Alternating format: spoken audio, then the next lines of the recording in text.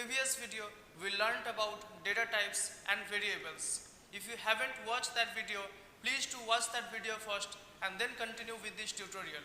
This would help you to understand the topic better. The link to that video is given in the card above. But before we begin, I would request you to like the video and subscribe to my channel, and also press the bell icon to never miss any future updates, and also get notified as soon as I upload a new video. So let's begin.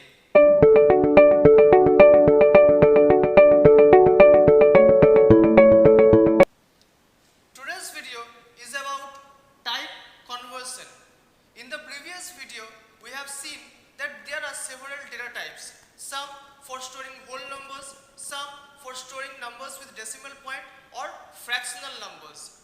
Now there are several data types for storing whole numbers, like there is byte, short, int, long, but they varies in their sizes. For example, we have short whose size is 16 bits, while int size is 32 bits. Similarly, we also have data types for storing fractional numbers like float and double. Float is 32 bits and double is 64 bits. Since short is shorter or smaller in size than int, therefore it is possible to store a short value to a int variable, and this is what type conversion is. However, all data types are not compatible for conversion implicitly or automatically. So now let's understand type conversion in details and see the different types of data type conversions that are possible.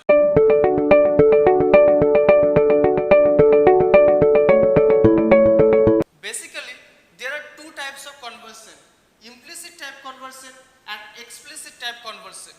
In implicit type conversion, the conversion takes place automatically. That is, one data type is converted to another data type automatically.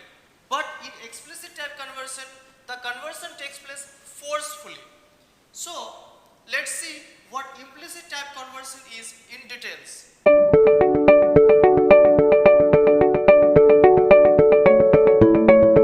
In order to implicit type conversion to take place, two conditions must be met. First is that both the types should be compatible, and secondly, the destination type or the type to which is to be converted must be larger in size than the source data type. So let's understand the first condition. Both types should be compatible.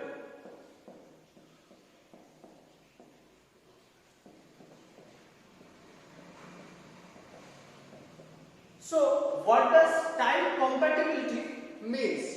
Type compatibility is basically that two data types which can store similar type of data.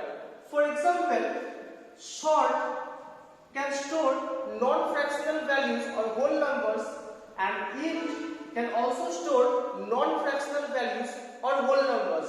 But short is 16 bits in size and int is 32 bits in size. So basically, short and int are compatible data types, but char and int are not compatible because char can store alphanumeric types. Another example is that float and double. Float and double both can store fractional data types, but float size is 32 bits and double size is 64 bits. So basically, float and double are also compatible data types. We can store a short value to an int variable implicitly, but we cannot store a char value to an int variable implicitly. For that, we need explicit type conversion. Therefore, we can say that two types must be compatible in order to implicit type conversion to take place. The second condition for implicit type conversion to take place is that the destination type must be larger. So the type to which the value is to be converted is called the destination type. Let's understand this with an example. Suppose we have a short variable s whose value is 42, and we have another variable of int type I. These are meeting the first condition, that is these are compatible data types. Now since short is smaller in size than int, therefore we can assign the value of s to I. Since the size of I is larger than short, therefore we can say that destination type is larger than the source type. Therefore here implicit type conversion is possible. These are the two conditions that must be met for implicit type conversion to take place. Now let's understand explicit type conversion.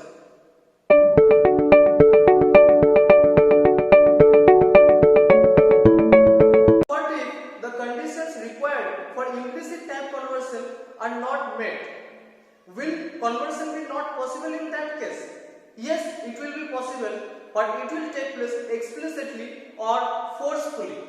For example, if we want to store a byte value to int variable, it is possible to store implicitly. But if we want to store an int value to a byte variable, we have to store it explicitly or by typecasting. So how to do explicit type conversion? Suppose we have an int variable I whose value is 257, and we have a byte variable b. In order to convert the value of I to b, we have to within bracket write byte or the destination type, and then we have to give the variable name. In this way, explicit type conversion takes place, and this is also called narrowing conversion, since a larger value is being converted to a smaller value. Now you must be wondering what happens to the value 257. Since it is a int type value, will it not get reduced, or how will it get narrowed so that it can store in byte type of variable? So what happens is that byte type variable can store a value up to 256. Now as we are storing 257 in the byte type variable, what will happen is that the module of 256 will take place. So 257, if we divide by 256, the remainder will come as 1. So basically what will happen is that 1 will get stored in B. This thing is also referred to as narrowing conversion.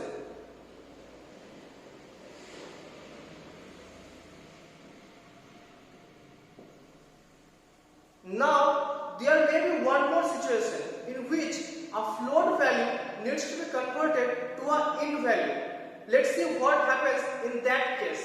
Suppose there is a float variable f whose value is 5.67, and there is an int variable I, and if we convert the float variable f to I, that is int, what will happen is that truncation will take place. Now what is truncation? So basically the part after the decimal point will get removed and only 5 will get stored in I. So if we display I, the value of I will be only 5. So basically the part after decimal is getting truncated or removed, and this is known as truncation. So this is the second type of situation that may occur in type conversion or explicit type conversion. Now let's see one more example. Suppose there is a byte variable b and there is a double variable d whose value is 323.142. So what if we convert this double type value to byte type variable? So what will happen is that, first of all, since byte is a numerical data type which can store non-fractional values or whole numbers, the part after the decimal point will get truncated or removed. So what will remain is that 323. But byte can store values only up to 256 and 323 is greater than 256. So what will happen? Here narrowing conversion will now take place.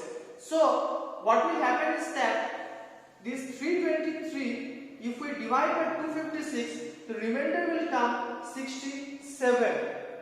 So in the variable b, when we will display it, it will show 67. So this is how explicit type conversion takes place.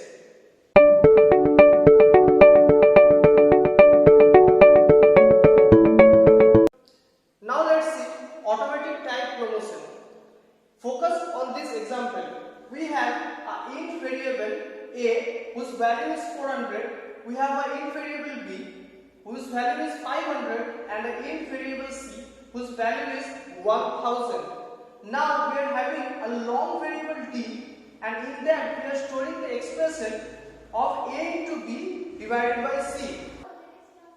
A, b and c all are int type variable, but here they will get promoted to long type, and this is what automatic type promotion is.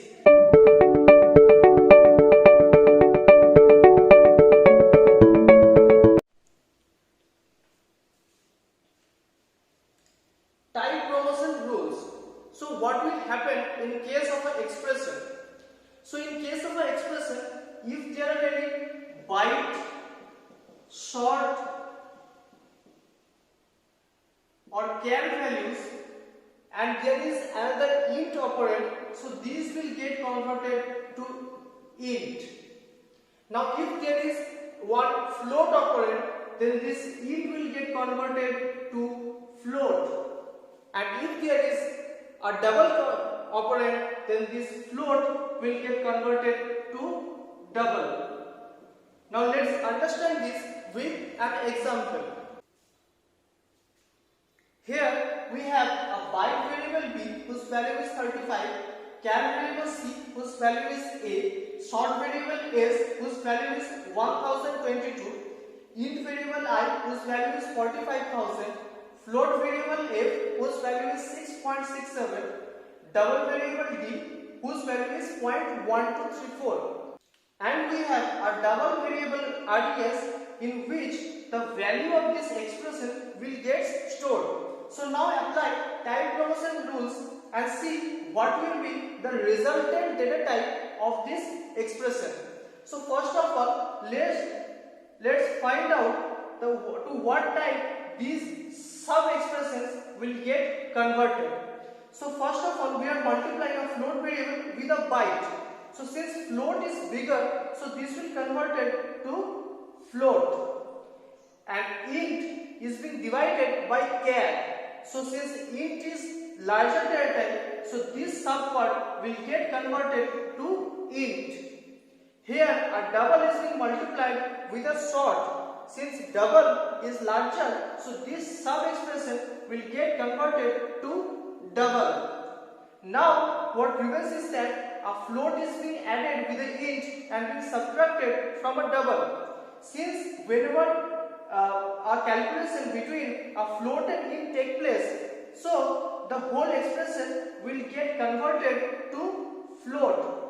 Now what remains is that a float part is being subtracted from a double part. So since double is larger, this whole expression will give a double result. So a double value, this double value will get stored in this variable res. So these are the type promotion rules. That's all for today. Please like the video and subscribe to my channel and press the bell icon so that you get notified each time I upload a new video. See you in the next video. Till then, keep learning. Thank you.